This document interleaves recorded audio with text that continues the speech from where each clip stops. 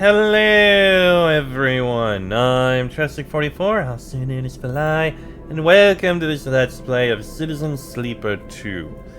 Last episode, good news, we found Luz. It turned out it was Tala from the last game. Bad news, a strike has begun, and she stayed behind.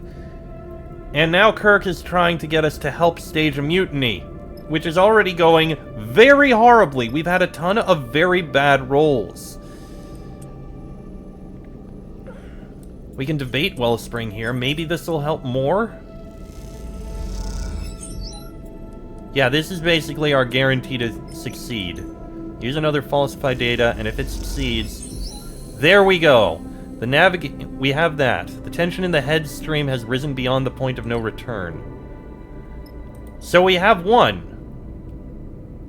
Maybe we can get this one.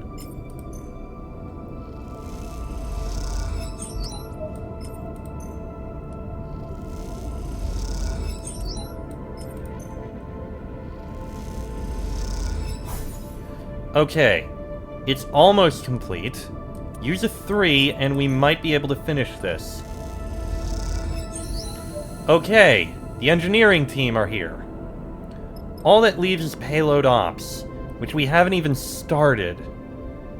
And I really can't risk these 2s. We're almost at max unloading stress. We need good rolls, or this is just going to completely fail. And we're using up the last of our supplies now. These rolls are not as good as I'd like. But I have to do what I can.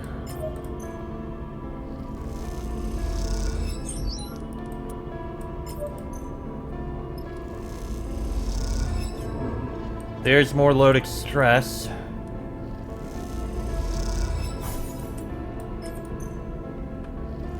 One more failure and it's over. And Bliss can't help out at all here. Oh.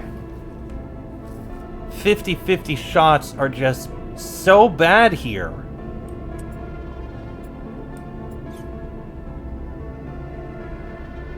We rest, we're gonna be getting stress. But we have to. We need better rolls in order to get this successful. That's the best we can do. Okay.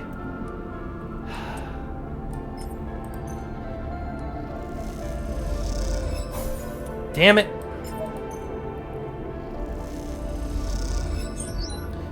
Okay. This is going to be a tight thing, but I don't have much of a choice. Shit!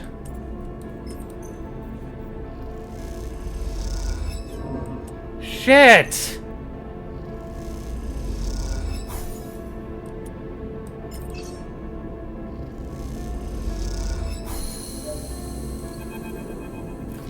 Kirk rushes into the bay you are crossing. It's all kicking off, Sleeper, a growing fear in his eyes. Lambert's lost control. He guides you through the headstream, a ship you have become surprisingly familiar with over the past few cycles. Perhaps it is the influence of getting to know the crew and their complaints around Lambert and the Syndicate, but its twisting corridors, thick pipes, and cold metal have taken on an impressive feel cycle by cycle, hour by hour. Now, as the shouts of conflict echo down the corridor ahead, where a room glows with the warm light of the galley, you feel that oppressive paw tightening its grip. It's too early. You know it is. The sickening feeling growing inside you tells you that you haven't got enough support to pull this off. We finished that! Ugh! Hold on. Okay. I need to try and get these good rolls. We can get this with some luck. See, there's a double. There's a double. And we just need one success. Please. Just a regular success. We got it. Okay. It's all kicking off, Sleeper. A wild glee is in his eyes. Lambert's lost control. He guides you through the headstream, a ship you have become surprisingly familiar with. Perhaps it isn't, Okay. Now as the shouts of conflict echo down the corridor ahead, where a room glows with the warm light of the galley, you feel that oppressive pall being scraped away, replaced with some new and exciting quality. Enough! Lambert's shout echoes like a shot as you enter the crowded galley. From what you can tell, more than half the crew have crowded into this space and are clumped around, some perched on the side units. I order you to return to your stations! Lambert floats slightly above the crowd, his hands held up in a gesture of futile calming or nervous surrender. You see him glance over his shoulder, and tracing his view, you see security officers tensely gathered at the back of the room. Warren Kirk. You turn to Kirk, ready to indicate the mass security, but you are met with a wide smile that makes you pause. Just wait. Kirk winks, and you turn to see security moving through the crowd. If you will not retreat willingly, I will have no other choice than to use force. Lambert's voice breaks with anger. Disperse! You watch as the guards form up behind Lambert, and then one moves forward and grabs him, forcing his arm behind his back. The act is met with a raucous cheer from the assembled crew and a yelp from Lambert himself. He is forced through the crowd, who part and jeer, heading directly for the corridor from which you entered. When Lambert is close, Kirk nods to the security officer holding him, and they stop. Lambert looks up in confusion and stares directly into Kirk's grin. You are officially removed from duty as captain of the Headstream, on the authority of the Wellspring Workers Alliance. The WWA? Kirk's tone is direct and clipped. This is done with the authority of a majority ballot of your crew. Workers Alliance? You have no authority! You're pirates! There will be consequences! On that, we agree. Kirk nods to the security officers, and they wrench a struggling Lambert from the room. Kirk watches Lambert go, determination set in his heavy brow. Hope this doesn't go to your head. They did this. Kirk gestures towards the elated crew milling around the room. This is their victory. Lambert can enjoy the hospitality of his own brig. We have a celebration to muster. The galley erupts in liberated joy, and soon drinks and food are passed around from a stash Lambert had been asking the quartermaster to keep back for his own use. You settle on a counter and look on as the crew celebrates. You watch as Kirk moves effortlessly through the room, giving and receiving thanks in equal measure. Despite his intimidating appearance, you see in him something softer coming to the surface, something reserved for those he has struggled alongside. Fresh allies or old friends to him. After the celebrations have died down and the crew have retreated to make plans for supporting the blockade, holding out on what they have, Kirk approaches you. Not toasting the victory? He offers you a transparent bag of the ship-brewed moonshine. To the crew of the Headstream. To our comrades. I think it's time we return to Wellspring. He looks off towards the last crew members leaving the room. We've done our job. You don't want to stay? This is their ship. I need to return to our council. You suddenly notice how exhausted Kirk looks, his eyes dark and hooded. He looks down towards the scuffed floor. What is your goal? The freedom of all workers in the belt to benefit from their labor? The usual. That's not what's on my mind, though. I'm thinking about the retaliation Lodic is about to visit on the good people of this crew. Kirk takes a deep breath and lets it out slow. The struggle goes on. He pushes off from the counter and heads towards the docking bridge. You take a moment before you follow, your mind drifting to the crew and the struggle they have ahead. As you do, a small and perhaps unfair part of you thinks, well, that's life in the belt. Right. So that was tense and annoying. Let's head back. Oh, sorry, leave.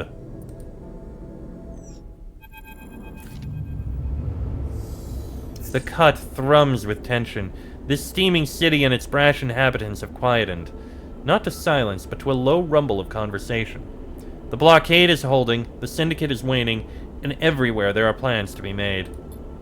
You and Seraphin float idly in Chasm Row, many stories deep in this wound on Wellspring's side. Waiting on Kirk not far from the first place you met. A meeting Seraphin still has lingering bruises from. Kirk is inside somewhere, and like every other loaded contractor, he is making plans. Even before you arrived back in Wellspring, he had hijacked the rig's transmitter to speak with his fellow conspirators and make arrangements for his arrival. Watching Kirk's plot unfold made you realize that, despite your involvement, in the end you are just a subsidiary part of the struggle, a chaotic outside actor with effect but no real influence. Now, waiting for Kirk's return, you feel a little solace in that. You aren't ready to be dragged into another struggle, not yet. You still have your freedom to win, and looking at Seraphin next to you, you know that he does too. Alright, we're on! Kirk comes out of a passage nearby, nodding to the two of you to follow. He leads you both into the Rhyme Market passageways, this time not to the steaming market hall that lies beneath the deepest streets, but to a cramped room walled with pipes and rusted panels. Just a little longer. He nods to you both. Hold here. He exchanges a serious look with you before pushing off and gliding back out of the room. You watch Kirk go, your relationship having settled into a quiet and mutual respect. His eyes are on bigger things now, workers' councils and contract negotiations, and you know that. Perhaps one cycle ahead you will find a moment to drink together once again and discuss everything that has happened. For now, Kirk has other things on his mind. Seraphin settles again. You shoot him a look, but his focus is elsewhere, his eyes glazed over. You fold your arms and wait. Sarah? Tala enters so quietly that, in the dim room, you barely notice her.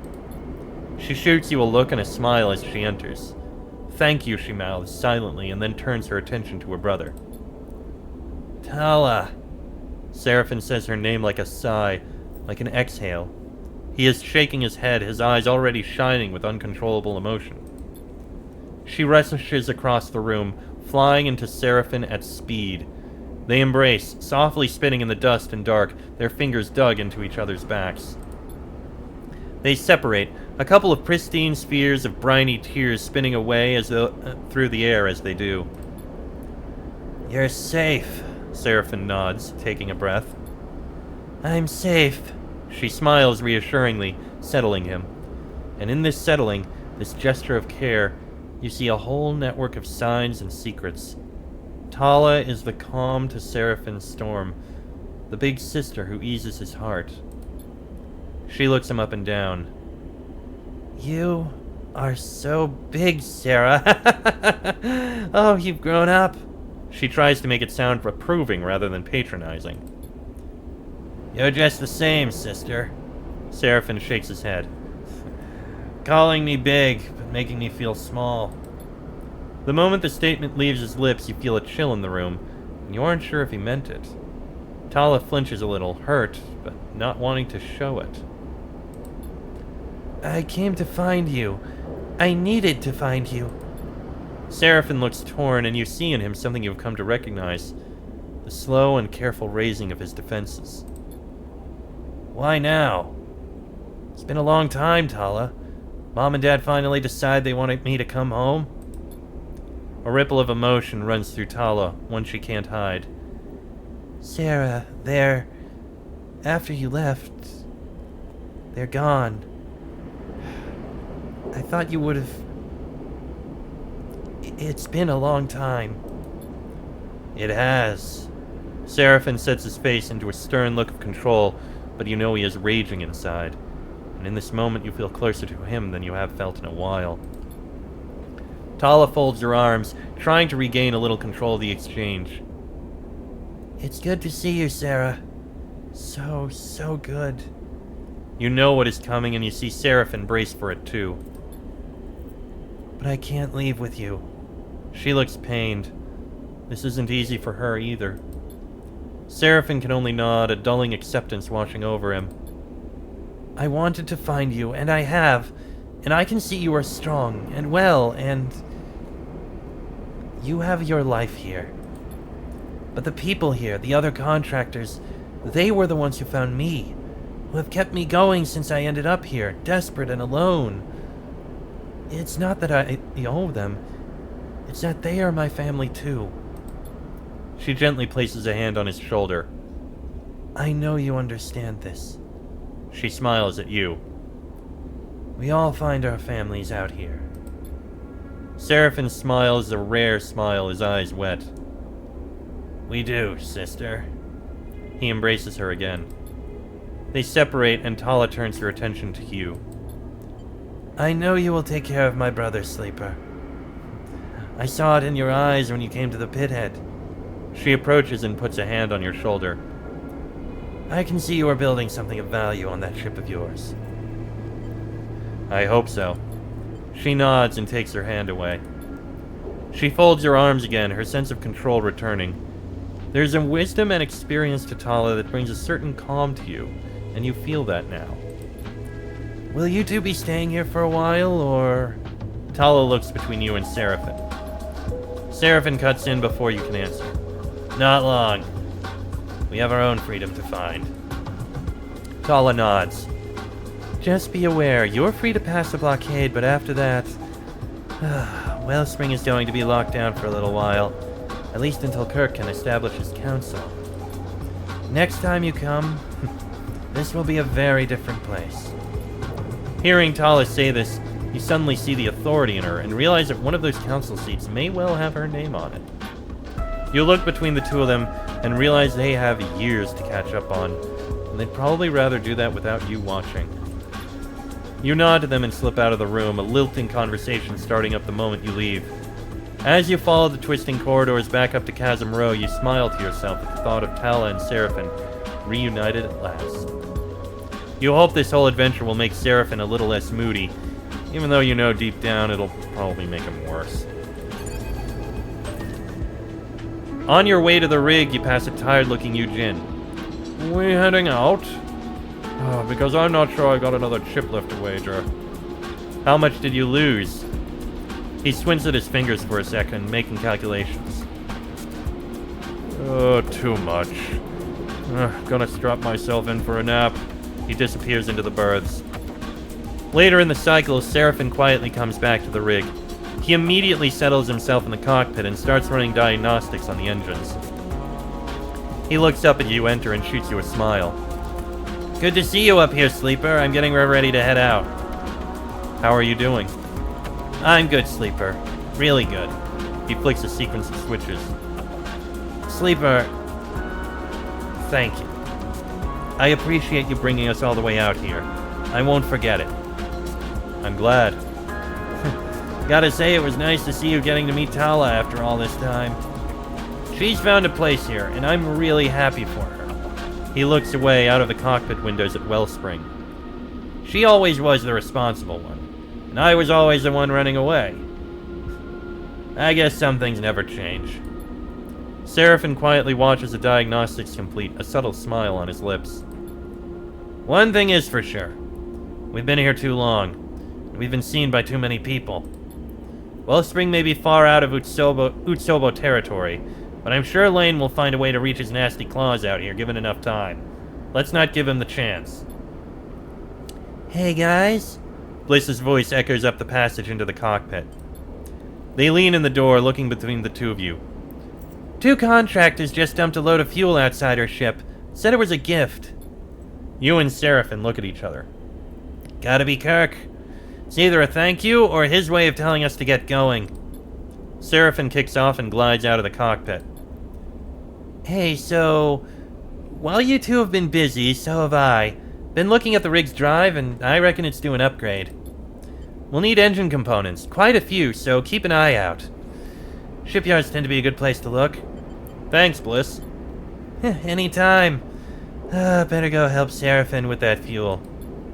As Bliss leaves the cockpit, you find yourself lost in thought, considering your next step, while the icy expanse of Wellspring glitters below. You are now free to leave Wellspring.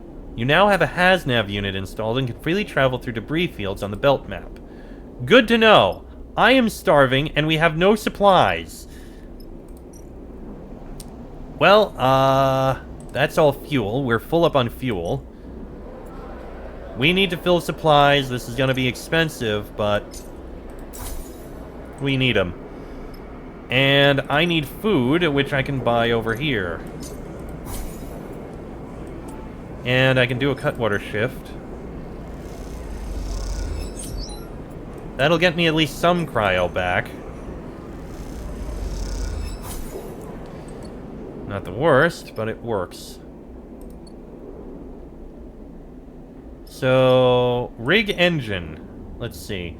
To increase the ship's range, the engine will need an overhaul to squeeze more power out of the turbines. That means new components. We have 5. We need another 3. So it's a good thing that I was saving up these engine components. And I think I know a place where we'll be able to get them. Oh, one thing I do need to do. I need to repair my dice.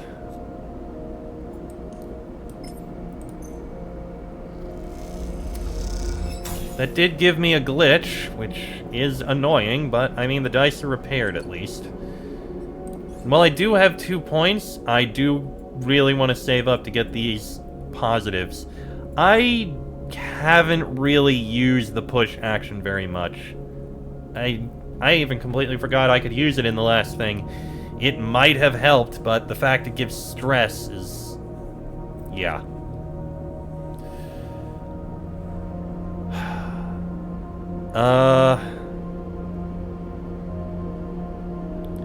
I don't really care about that very much. I'm going to continue saving up to try and get a +1 to engineer.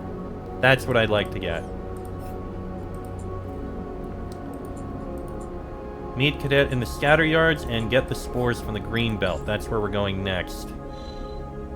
So we can't go up there. That takes 8, that takes 6. Holmes Rock. I think that's where we can go in order to get stuff back. Hellion Gate is way too far away.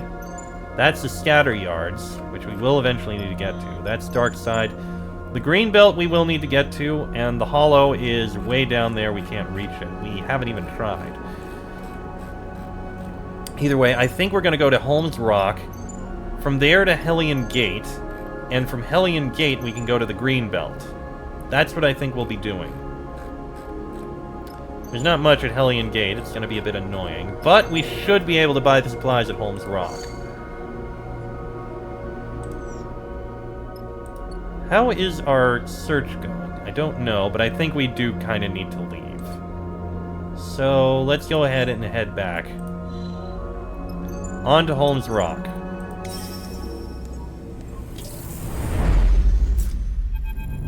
Oh. The rig glides safely through a debris cloud, the cockpit empty aside from you and Seraphin. So, Sleeper, I've been thinking. Seraphin gives you a sly look over his shoulder. I've been thinking I'm sick of running. Me too. I mean, even if we want to keep going the way we have been, we've run out of belt. Beyond Wellspring, it's mostly rocks and emaciated scavengers, and, well, I'm a city boy at heart. But not only that, Seraphin meets your eye. We've been building something here, Sleeper. The crew, the ship.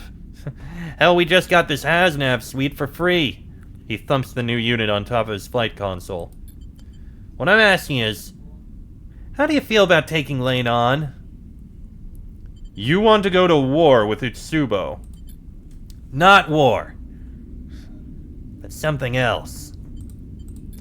You've seen what's happening in Wellspring, what Tal is doing. He shakes his head. Kirk is a fool, but he's onto something. Get on the inside, organize, undermine. That I can get on board with. You've changed. Maybe I have. Maybe I'm just bored of hiding out on the edge of everything. Just think about it, Sleeper. We find a way back into Dark Side quietly. We make some connections. We start something running. He turns back to his console. It'd be one hell of a thing. Utsubo are ruthless. The way they run Dark Side, there's got to be plenty of people fed up with them. And they've gotten worse under Lane. It's worse since they pushed the other gangs out. You smile and shake your head at how fast Seraphin can bounce back when he wants to. And as you do, you can't help but consider his plan. Look, maybe it's crazy, but we need a safe harbor either way. I've got a connection in the scatter yards. He'll tuck us away, keep us quiet from everyone. You see Seraphin has his coin in his hand and is turning it over between his fingers as he speaks. If we want, maybe he can help us get into Dark Side. But even if we don't, it's a good place to rest up and make a plan. He turns back to the controls to deal with a rapid beep from the new HasNav unit. The scatter yards. You've heard of them. They have a reputation as a fiercely independent set of shipyards just starward of Darkside. A hiding place right under Lane's nose. If you got things to do elsewhere first, go ahead, but the moment we are back in the wash, Lane will be looking out for us. Seraphin turns his focus back to piloting the ship. As you watch debris flit past the ship, you turn your focus to what's ahead. The scatter yards. Well, we have other things to do. Oh god, those rolls are horrible. Let's see. Over here, we can sell raw scrap for more coin, which would be good. We can debug the array systems. Here we can fill up on fuel.